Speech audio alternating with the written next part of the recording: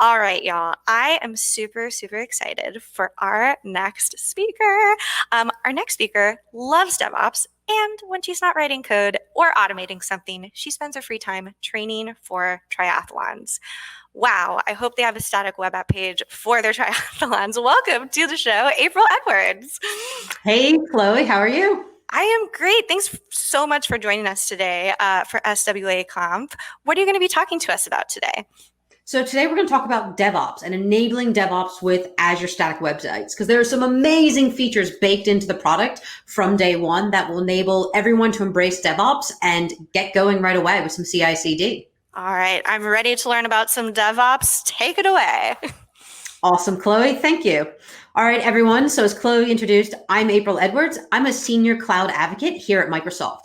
And I come from this application transformation background. I've moved from ops into development, and I'm hot on DevOps because I have absolutely been through the pain. So we want to focus on how we can kind of enable real life DevOps with Azure Static Web Apps. So if I were to ask each and every one of you, what is DevOps? I would absolutely get a very, very different answer. And that's okay. We all have different backgrounds and different life experiences when it comes to DevOps. So at Microsoft, we have this definition of DevOps. You may have heard it before, but it's always good to iterate again and again. DevOps is the union of people, processes, and technologies to enable continuous delivery of value to end users. Now, I really want to focus on this word value because it doesn't matter if you're shipping code or some kind of product or feature or anything else. Maybe you're delivering infrastructure to your organization and your end users. If you're not delivering value and they're not consuming it, then what are you actually delivering? Because they're not going to use the product, they're not going to use the feature, and there's no value attached to that. And we need to be delivering value to our organizations, whether it's internal users or maybe external end users and customers in the world. And now DevOps is really this union of these three pillars because we need people, and people, that's the hardest thing to change. We need buy-in from our organizations from the top all the way down. And changing people and asking them to change how they do their day-to-day work is really tough, especially when they're moving to cloud. But this is a great time to look at the DevOps processes in your organization. Now, when we talk about processes, it's an iterative process. Maybe you're in a waterfall organization and you're looking to go agile, et cetera, whatever. These processes are continuous iterations, and we're going to kind of talk them a little bit. But then we have these technology things. Now, a lot of us have probably done it. We've invested a ton of money into technologies that that will help us. And it doesn't because we don't have those other two pillars in place. We need the processes and we need the people and we need the buy-in. And let's be honest, DevOps isn't magic and it's hard. It can be really hard, but there's ways to make it easier. And when I work with organizations and customers and they're like, where do we start? What's a good place to start? When you have a new application or a new kind of reason in the organization, maybe you're moving from on-premises into Azure or into the cloud, you need to find those biggest pain points and start there. And you need to iterate over time and develop those processes. It's a constant iteration. And that definition of done is going to change based off of what you're trying to achieve. So it is a lot of hard work, but it's absolutely worth it because we know organizations that embrace DevOps culture and have the processes and the people buy-in and the tooling in those technologies are high-performing organizations. Think about Uber. Think about Domino's. Think about Netflix. Like, who remembers the old day of going to Blockbuster and renting a VHS tape or three? But now we have these high-performing DevOps organizations all over the place, and it's because they've embraced these three pillars. Now, when we talk about DevOps, we talk about shifting left. Now, what does shifting left really mean? It means that we do things early and often, and we're ready to fail fast. Failing fast is my favorite phrase to use. We have to embrace failure and learn from it. But doing things early on and being really proactive is super key in shifting left. We've all been on that project where we've shipped some code or done something, and then you have someone in the room that maybe works in the security area or project management or someone else goes, well, hold on, what about this bit? And we've left things to the end. And that can cause a slew of issues. That can cause security breaches. That can cause issues in production. And those are more costly. So by investing that time early on, by shifting left as an organization, we plan, we design, and we involve every part of that organization into what we're delivering. So when we develop what we're doing, we build it and we ship our code. We've had that forethought in the process. So remember, we want to fail fast, but we want to shift left in our organization. So GitHub is a massive investment that Microsoft has made. Now, we know that GitHub is the largest developer community on the planet with over 50 million developers using that platform. And that's crucial because we're a firm believer at Microsoft of open source adoption, having the open source mindset and sharing and collaborating across the globe. And effective collaboration is a massive, massive byproduct of this that we can develop within our teams and across other organizations. And we know that GitHub is this massive thing. So we've invested a lot in it. So as they've published the product Azure Static Web Apps, we've built in some really cool capability. So because we know GitHub is a massive place for developers to work and share code and even put their even private code in repos, we built in some really cool pre-baked CI/CD capability into GitHub Actions. So if your code's already sitting in GitHub Actions, you have a really easy way to get started. And I'm going to show you that in a minute. So anytime you make a code change and it's going to trigger something, right? It's going to trigger your build. It's going to trigger your CI, your continuous integration. And then it's going to push off to your continuous delivery. Now, you can do this in GitHub Actions, and I really want to just say that GitHub Actions isn't just CI/CD, it's a whole workflow management system. So while you can do CI/CD, and that's really cool, you can do so much more with it and attach other workflows to this, but this is baked into the product. So we can connect more things in our project infrastructure, not just, the whole CI/CD piece, but the whole project management system, because the reality is other parts of the organization are involved in our application delivery. And while GitHub is new and shiny, and there's lots of things to do and build, we need to make the system even better. So GitHub has a lot of cool features, but it doesn't have everything baked into it. And we know that, we recognize that. So we have Azure DevOps. For those of our customers that are fully vested into Azure DevOps as a platform, we've also enabled CI/CD through Azure pipelines using Azure DevOps. I apologize, I didn't come up with the naming, but bear with me. So you can use those pipelines. And we know Azure DevOps is a super mature product. You have things like Azure Boards, so you can do your planning. And if you need to focus on that workflow and collaboration, Azure DevOps is a great place to be. But we want you to take where your code is sitting, be able to deliver that, and deliver that to your Azure Static website. So enough of talking about slides and all this other stuff. Let's get into an actual demo of how Azure Static Web Apps work. So I'm in the Azure portal now, nothing too fancy. I've already pre-built a couple web apps just in case, I'm doing my demo live and it all breaks. Because if you've ever seen one of my demos before, I always do it live and I like to DevOps on the fly. But I want to create a static web app. So I'm going to go ahead here in the portal, look for a static web app, potentially. There we go. And I'm going to create a brand new static web app. Now, if you haven't done this before, I totally encourage you just to get on with this and have a play, because there's so much cool stuff baked into the product. And if you've been watching the whole conference, you'll have seen so many cool features and capability. So I'm just going to build out a little demo here. Now, what's really cool is when you build this from the portal, and if you think of how you've kind of deployed your apps in the past, you've had to have that forethought, like, okay, we want to be a high achieving DevOps organization. We want to be more DevOpsy, but how do we do that? We need to look at infrastructure as code. We need to look at automation. Yes. And that takes a lot of forethought, a lot of planning, and maybe a lot of upskilling and learning. But if your code's already sitting in GitHub or Azure DevOps pipelines, we have some capability baked in here. And this is what's really cool.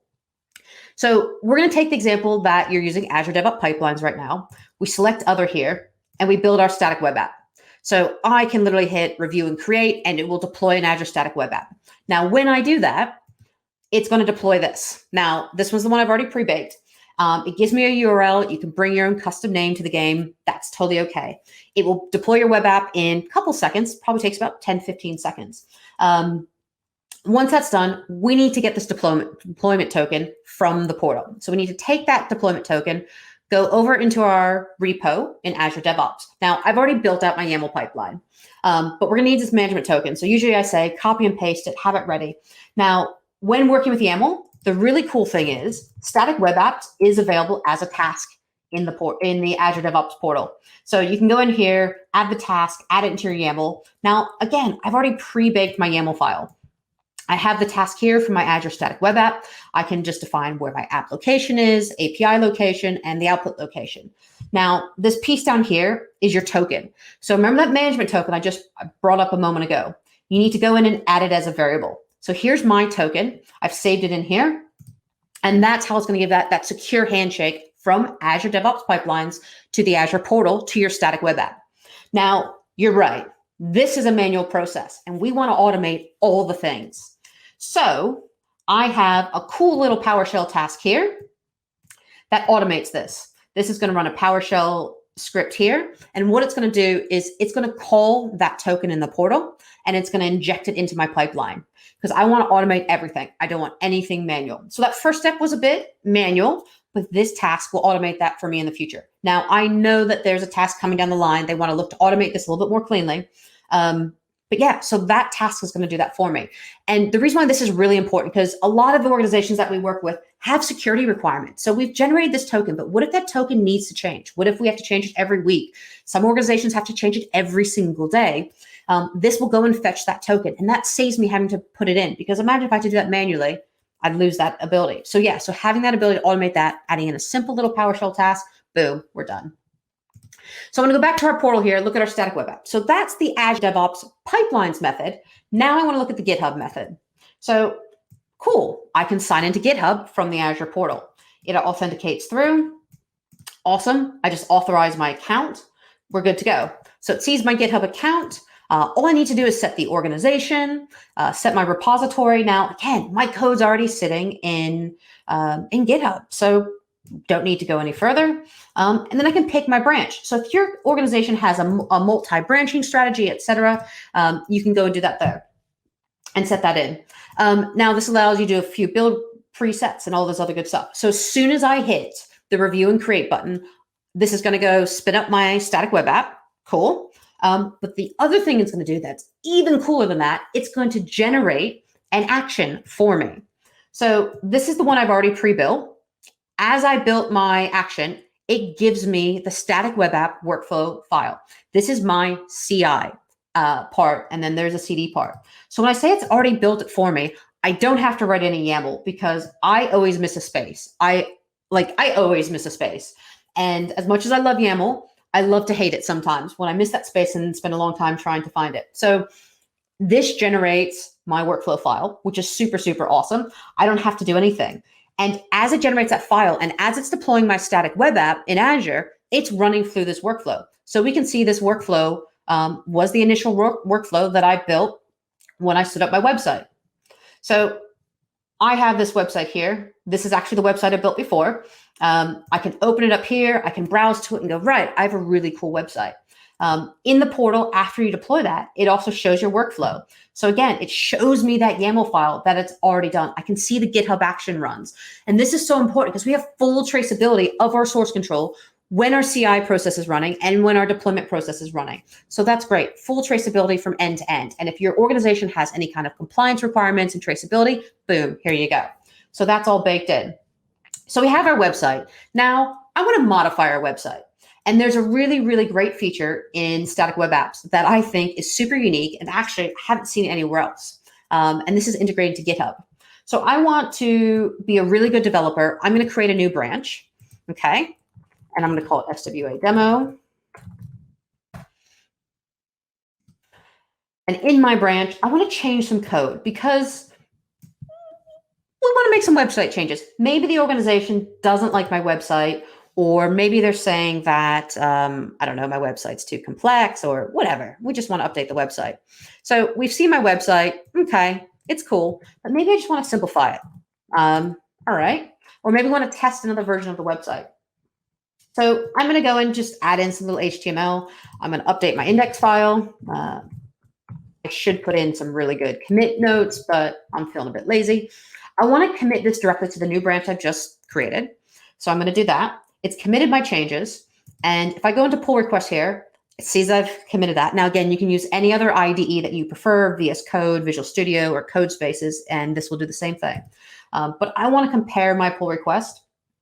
And yep, I can see all the changes I made. I've taken out a lot of code, some big changes. Yep, I'm totally happy with that. We can just see that there's a lot. So I'm going to create the pull request. Now, remember, this is going to run through my workflow. So it's already set up my workflow. It's already set up my CI. So it runs some checks on my code. So I'm being a really good developer. I've opened up a feature branch. I'm making those changes. And now I've created my PR. And And this is automatically running that workflow for me.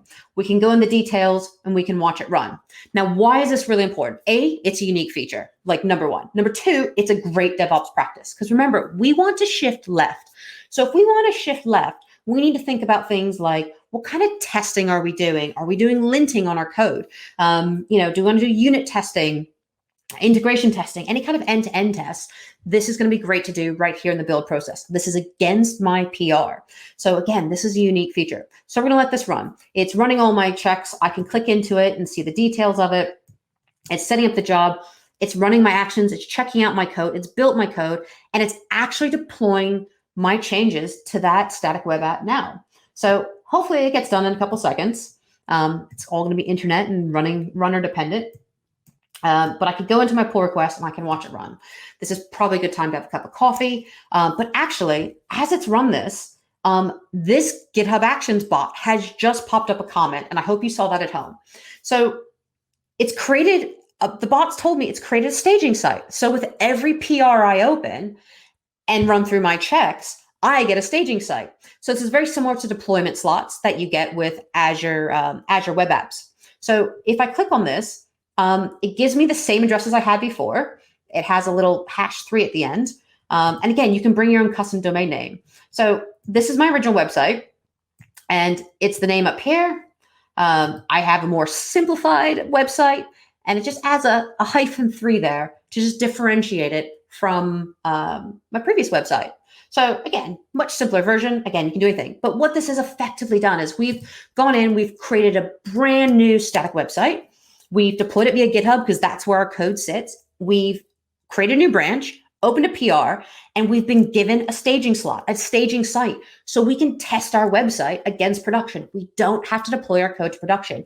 And that is all baked into this. And that is super, super cool. And that's what gets me really, really excited about static web apps. So if I want to make any changes to my website, hopefully not as drastic as that in the near future, but I have that ability to do that, test it. And then you know what? All my checks have passed. It's built my job. It's checked all of it. I can now deploy it and merge that pull request. Now, so when I merge that pull request, it will actually change my production site. So if I were to go back into the portal, after I hit merge pull request, it would deploy it to production, and that staging site would then go away. So I could deploy it, I believe it's 3 staging sites on the free plan. So I could do several pull requests at a time, which is super, super cool.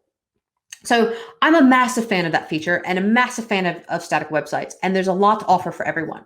So before we get going anywhere else, I just want to cover off one quick thing.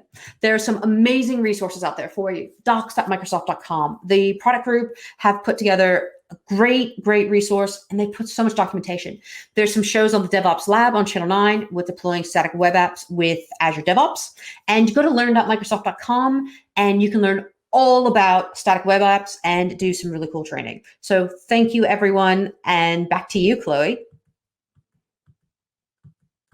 Thank you so much, April. Oh my gosh, you were not kidding about automating all the things. Yeah. Yeah. So you mentioned at the top of your talk that everyone defines DevOps differently. Couldn't agree more. Feel like I get a different answer from everyone. How do you define it when someone asks you that? I know this is kind of like the ultimate question, but in this case, after this talk, I'm thinking a lot of automation, it sounds like. Yeah, but I think for me, it's driving value, and that's different from everyone. And I've worked for organizations where value is different than maybe a different organization, maybe depending on your industry or what you're delivering. And I think it's that value. And you take any human in IT and in tech and say, right, I run storage. Well, what's their value they're delivering? And when you teach them to automate things, sometimes they can't automate something, but they start to automate something. But then what value are they delivering? Storage is a huge deal, right? Storage is the backbone to pretty much everything we do. So for me, it's that value, driving value, because if people don't use what you're doing and they're not happy with it, what's the point of doing it? Yeah, value, teamwork, automation, 3 things that I love. We have a question here from Cindy. Once you merge the PR, does it remove the staging site automatically? Yes, it does. So I didn't do it in the demo, but yes, it does, just because of timings. But yeah, it will remove that staging site. So if you have multiple PRs going in, and if you're on like the free plan, which I think has 3 staging sites, I'd have to double check that. It's in the documentation. So if you have more than 3 PRs going, you'd have to close a PR, get it merged, and all that stuff. But yeah, that will go from the staging site into production and then close it. So it frees up that slot basically. Fantastic. Yeah. Thank you so much for joining us today.